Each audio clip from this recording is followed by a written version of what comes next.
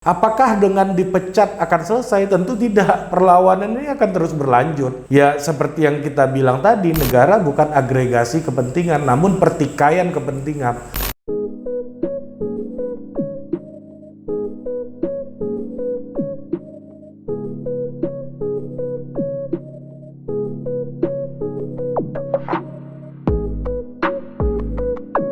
Welcome to Total Politik, ketemu lagi di konten ngomong sendiri. Nah,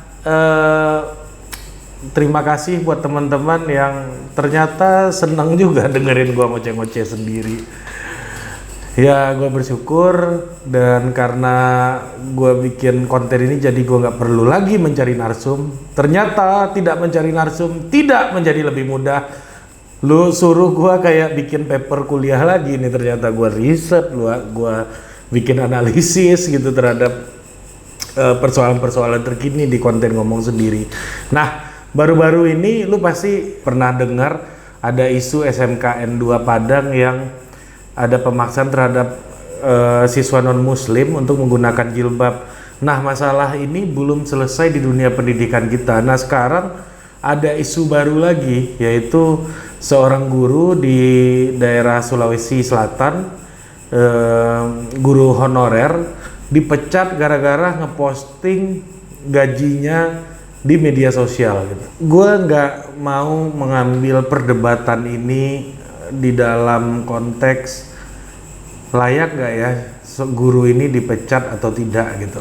Tapi gue ingin melihat permasalahan ini dalam spektrum yang lebih luas lagi gitu.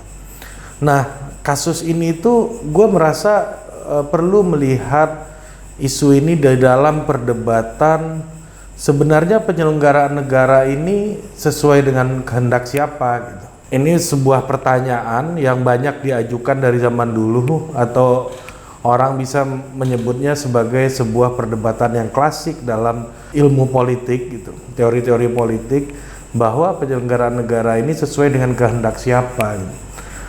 Nah, kalau kita lihat kasus guru honorer tadi, ya gaji 700.000 yang diterimanya, yang baik itu cukup atau tidak untuk kehidupannya, itu sebenarnya kehendak siapa gitu. Nah, di dalam diskusi ini gue mau ngelihat bagaimana sebuah pandangan yang dari dulu sebenarnya perdebatannya gitu, yaitu mengenai kehendak umum. Nah, jadi ada pandangan di dalam demokrasi itu yang mengatakan bahwa negara itu harus diselenggarakan atas dasar kehendak umum. Apa itu kehendak umum? Kehendak umum itu adalah antitesa atau lawan kata dari kehendak raja. Nah, di Eropa kan dulu semuanya hampir seluruh negara Eropa dipimpin oleh kerajaan-kerajaan ketika sebelum berdirinya negara modern. Nah, semua raja menjalankan pemerintahan itu dengan dipusatkan kepada seleranya, kepada dirinya lah, tergantung seleranya. Kalau raja lagi nggak mood gitu kan, atau rajanya lagi kesel sama santen gitu, bisa dibakar itu warung Padang semuanya gitu ya. Yoi, jadi sate Padang. Nggak bercanda lah.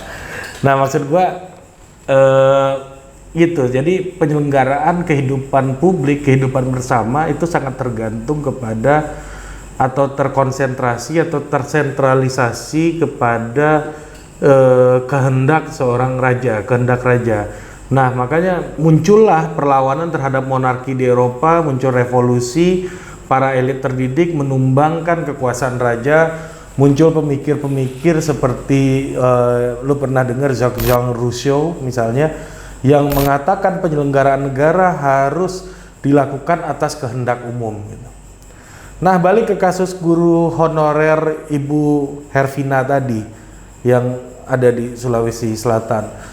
Kalau begitu, gajinya yang menyedihkan 700.000 yang diposting di media sosial itu adalah kehendak umum dong, kehendak publik dong. Kan itu yang dilakukan negara, yaitu merupakan wadah atau tempat pemersatu dari kehendak umum gitu.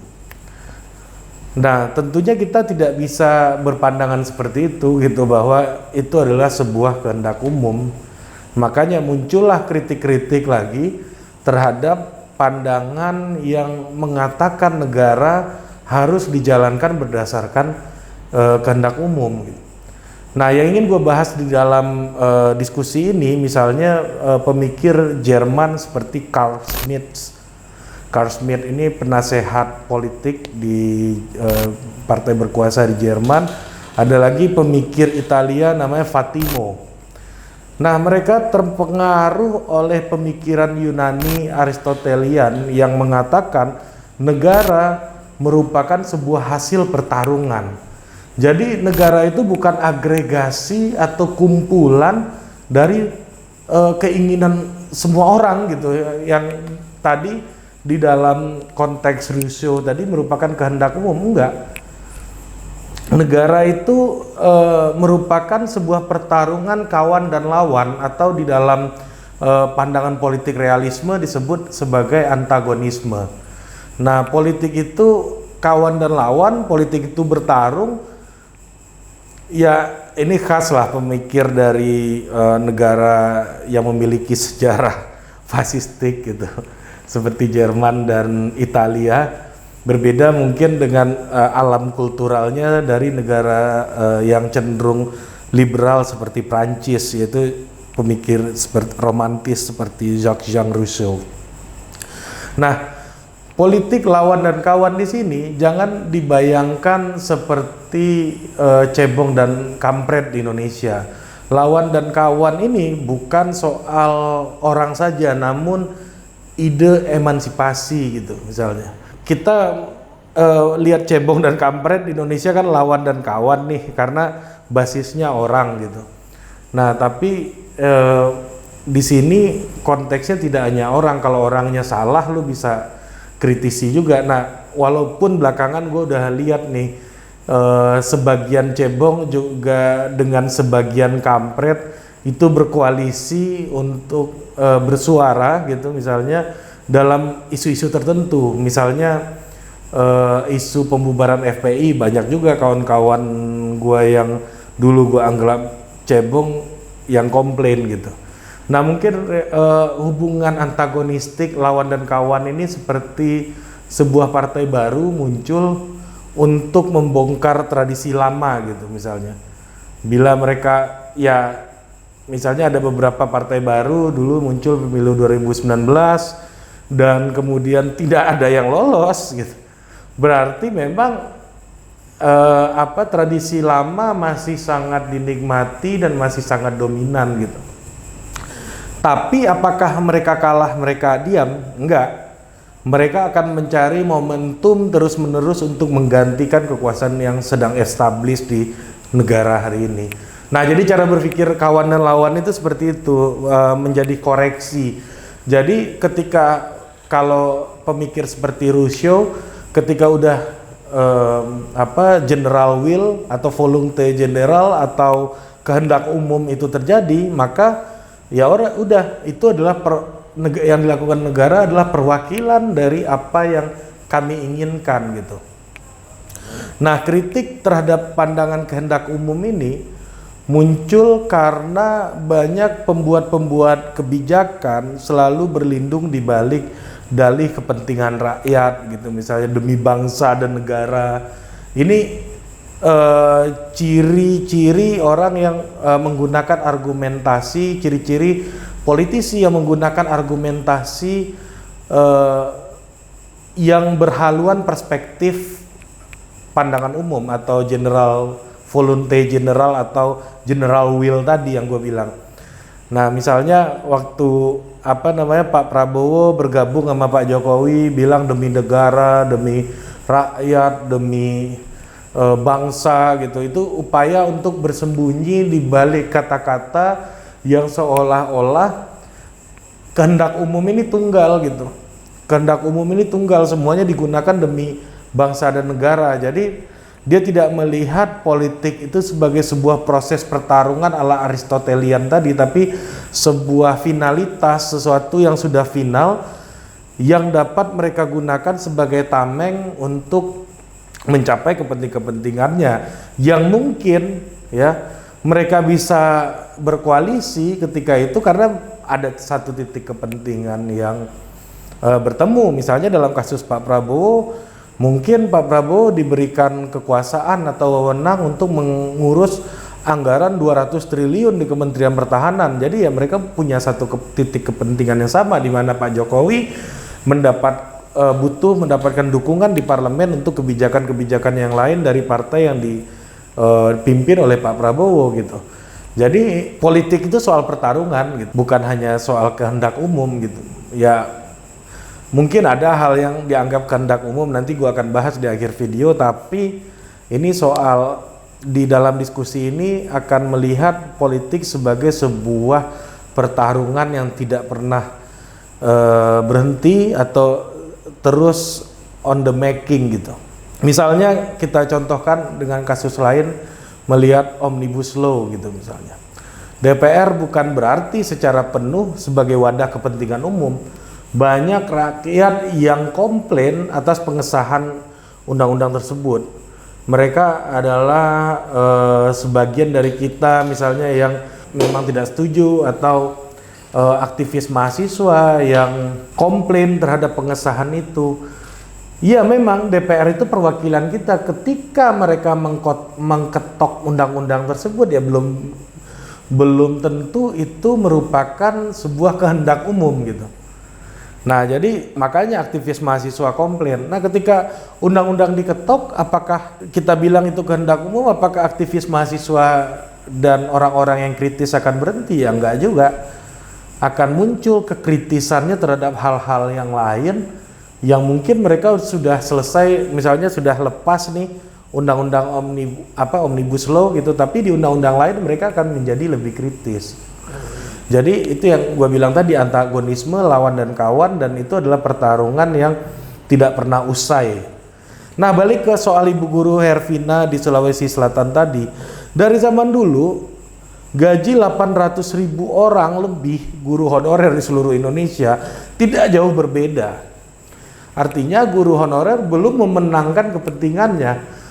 Negara bukan merupakan wadah dari volonté general atau kehendak umum, namun tempat orang-orang yang mempertarungkan kepentingannya.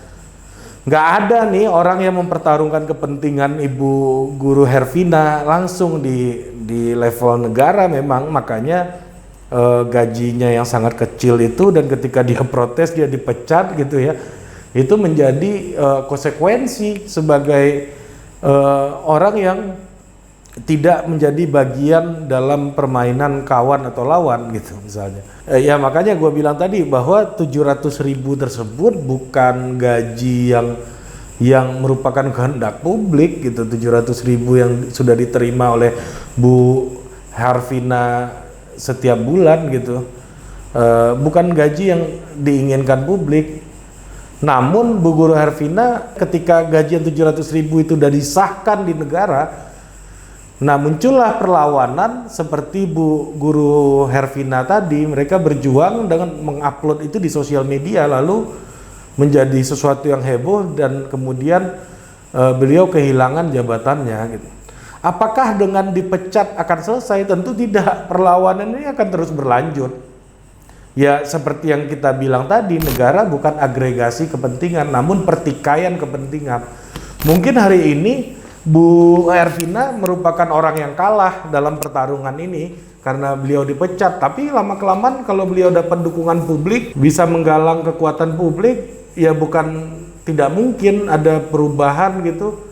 Ada honorer yang secara besar-besaran dijadikan ASN di dalam periode tertentu. Ya walaupun secara matematis agak berat ya, karena sekarang kas negara lagi sangat sulit untuk mengakomodir itu, karena ya itu tadi, karena negara itu bukan bagian dari kepentingan umum, tapi kepentingan orang yang memenangkan pertarungan kawan dan lawan tadi, seperti yang gue bilang gitu.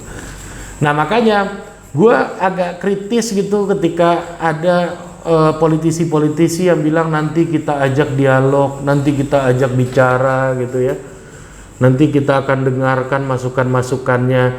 Ya mungkin secara formal dan prosedural itu akan dilakukan, seperti undang-undang juga ada naskah akademik, ada dengar ada uji publik segala macam gitu.